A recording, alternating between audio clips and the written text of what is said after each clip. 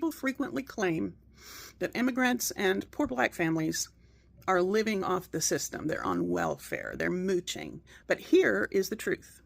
The majority of people on public assistance in the United States of America are white, and most of them have jobs. They just don't make enough money to survive without a little bit more because wages are low, rent is high, a lot of jobs don't come with benefits anymore. You can't have a job without a cell phone. You can't even find a job without the internet.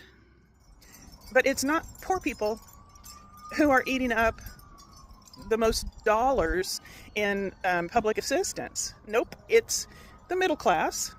It's people who can take mortgage deductions and, of course, corporations cashing in on subsidies.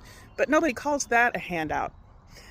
SNAP, Medicaid, housing assistance, those aren't loopholes to help billionaires save some more money and line their pockets so that they can get more yachts or whatever they do with it. They're lifelines for millions of people. And here's the kicker. Those programs keep all of us safer and more stable. If you're mad that someone's getting help, maybe just look at why they need it, not just who they are. Think about this. A friend of mine said he grew up in a third world country, and he said that in those countries, petty theft and, pickpocketing and crimes like that are common because people have to do that to get enough money to buy food and to pay for a place to stay. That's going to happen in our country if we don't get curious about where the waste in our government really. For years, many white Americans believed a lie that food stamp, welfare, and government aid were mainly going to immigrants, undocumented people, and minorities. They were told that others were living off the system, taking advantage of hardworking taxpayers. But now, the truth has come to light and is a hard pill to swallow. The joke is on them because statistics show that the largest group benefiting from food stamp and public assistance in America has always been white Americans. And a lot of their own people are now coming out to also say that, okay, so somehow a lot of them are having white fatigue because some of these people, have always believed that they are, the perfect ones, while other people have issues, they are the ones ripping off the government and all that. But now that their own people are not speaking up about the whole white fatigue and how they are the major benefactor of, most of these things that they call handouts. They are freaking the hell out. Well, guys, I have other clips I gathered for you guys. I'm just going to let them roll, then I'll come back with the commentary. Please let me know what you all think in the comment section, and credit to all creators on this video. Let's go watch. This discourse talking about how white people don't know how to wash themselves is really fascinating to me, and so I want to share my experience about how I actually learned how to wash and what it looked like in my white supremacist Mormon household growing up. Now, I always had washcloths available to me. They were always under the sink. It wasn't really enforced or taught. It was always in the bathtub. And it seemed like there was just kind of like one in there, and then we'd change it every week. I was never touching it. I don't know if my siblings were touching it. I know when we were younger, we'd play with it in the tub. But when it comes to washing,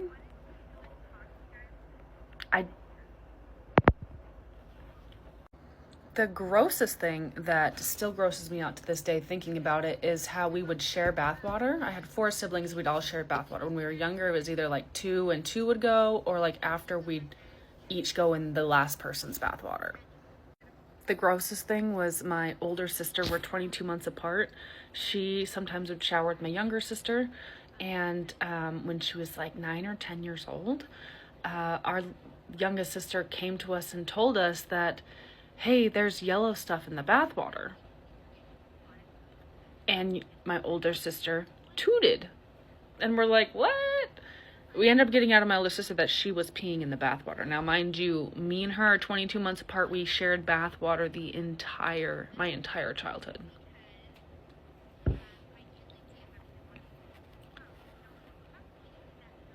I always thought we were clean until 2005 when I moved to Atlanta. White people don't talk about cleanliness. White people don't talk about cleaning themselves. White people don't talk about lotion. White people don't talk about their hair nearly to the scale that the Black community does. I went there and I was dumbfounded by how much they held each other accountable to their appearances. Nails, hair, everything pristine all the time. And my mom, I felt like, was very much like that growing up. But it felt like this was like up like 10 notches. So that's kind of where I learned most of the things you should be doing, like moisturizing after you shower. I learned that in Atlanta. So I posted about white folks on food stamps, and one thing I kept seeing was that welfare was created for white people. I knew that it was created during the New Deal, so I did some more research because I didn't really know the whole story, and I thank you guys for responding and helping me learn stuff. So during the Great Depression is when we saw the beginning of things like Social Security, unemployment insurance. But here's the kicker. When Franklin Roosevelt built those programs, he had to make deals with Southern Democrats in Congress, the same folks who were big fans of Jim Crow, to get the support of these racist white Southern politicians.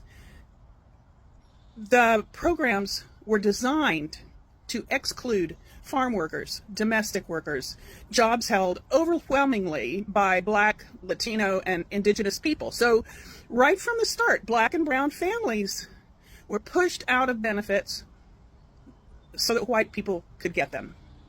Then we move forward to the 1960s, and there's this war on poverty. It finally opened up welfare programs more broadly, and that's when food stamps became permanent.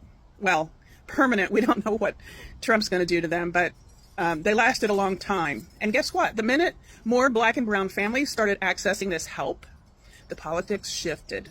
Welfare got a new image and a new target. By the 1980s and 90s, with Ronald Reagan and his gang, they pushed the welfare queen myth. That's a racist dog whistle meant to turn public opinion against safety nets by blaming Black women for poverty that white policies created. That's the truth, you guys. So yes, welfare was built for white people, and when others finally got in the door, they tried to burn the house down. If you want to blame the right people, you got to get curious. Now, the realization is shaking up the very people who once supported cutting these programs. For years, politicians and right-wing media, painted an image of welfare as a problem caused by immigrants and minorities. They pushed stories that made poor Black and brown people the face of food stamps. It was a political strategy to divide people by race so that those struggling in rural white communities would blame others instead of the system. And sadly, it worked for a long time. But now that the truth is coming out, full time in their own circle, their own people are the ones exposing the truth as the government shutdown threatens to stop EBT payments in November. Many white families are realizing that a part, of the millions who depend on the benefits, from the government are them. The panic online says it all. People are worried and shocked that the same system they thought only, helped lazy people or foreigners is actually what keeps their own kitchen stocked.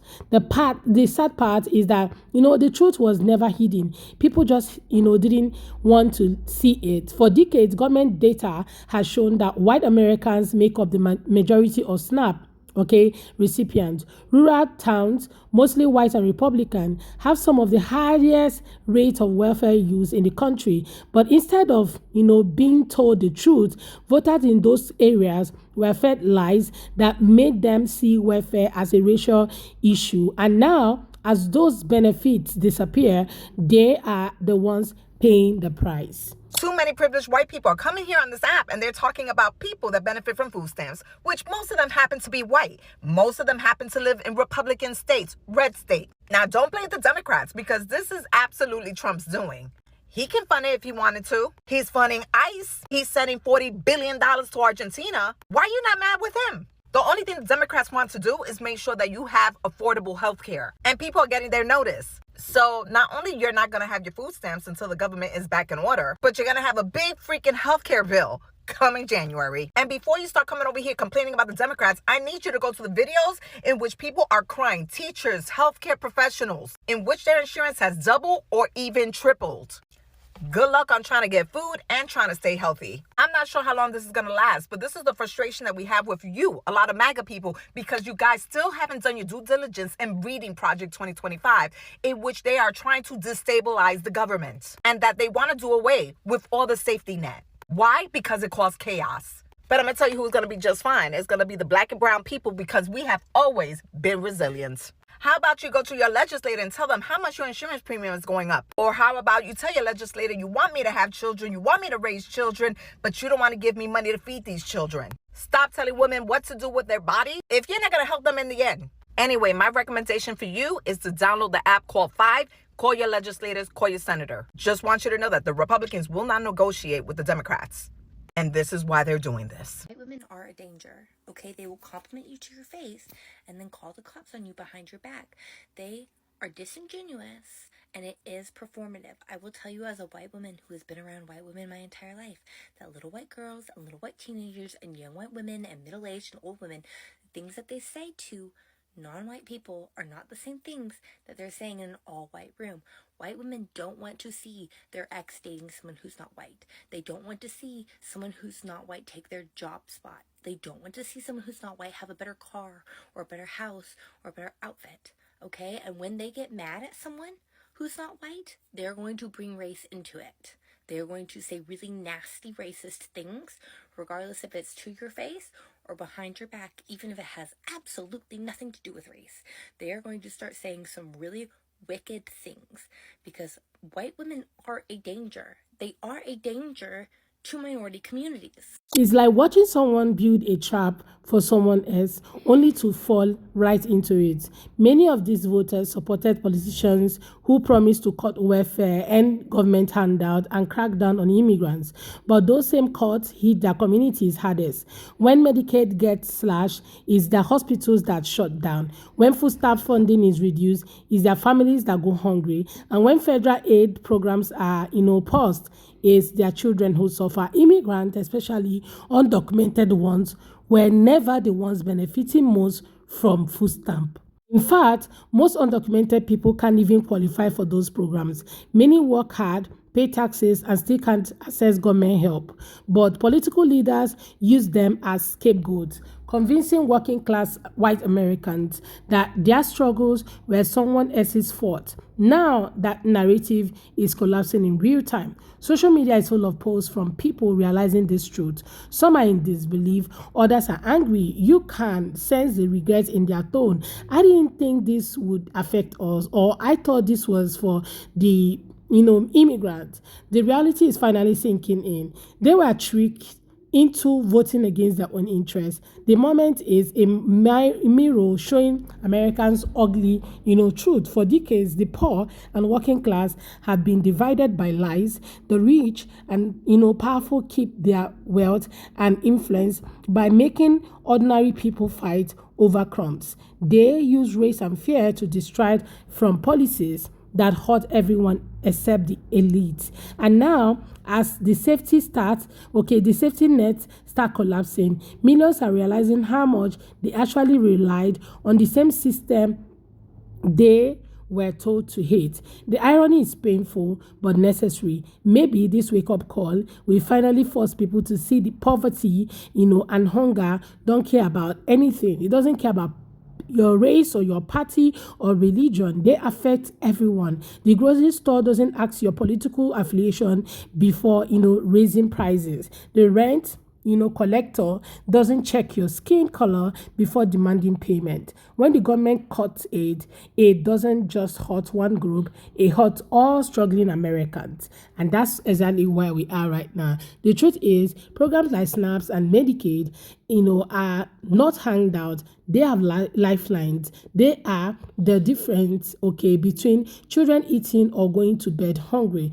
They are what helps seniors buy medicine. They are what gives working families a little breathing room when the bills pile up. But for years, people were taught to see them as, something shameful, something one only others use. Now they are realizing that without these programs, their own communities can survive either. And yes, the joke's on them, but it's not, it's not funny, it's tragic, because this misunderstanding has cut lives, created division, and allowed the rich to get richer while poor Americans fight among themselves. What an irony. If there's any lesson to learn here, is that unity matters more than stereotypes. People, must stop believing the propaganda that says social programs are only for lazy people and for foreigners. Maybe this will finally open eyes. Maybe it will make voters think twice before supporting politicians who promise to cut the same support that feed their kids. Maybe it will help people realize that compassion isn't weakness, it's survival. America doesn't need more division, it needs understanding families, right? They are for everyone who needs help. And right now, that includes millions of white Americans who finally see how deep this struggle runs. Because at the end of the day, hunger has no race, poverty doesn't care who you voted for, and as the truth unfolds, one thing is clear: the very people who mocked food stamp users are now realizing they have been the main benefactors all along. The same system they wanted to destroy is the same one keeping them all alive. Well, guys, I would love to hear your own take about today's video in the comment section. What do you think about today's video? Share with us. Okay, let's have that conversation. Please consider subscribing if you have not already, and don't forget to give the video a thumbs up so that more people can see it. Okay, so go ahead, like, subscribe, and share, and see you all on my next video. Thank you so much, guys, for watching. See you all next time. Bye, guys.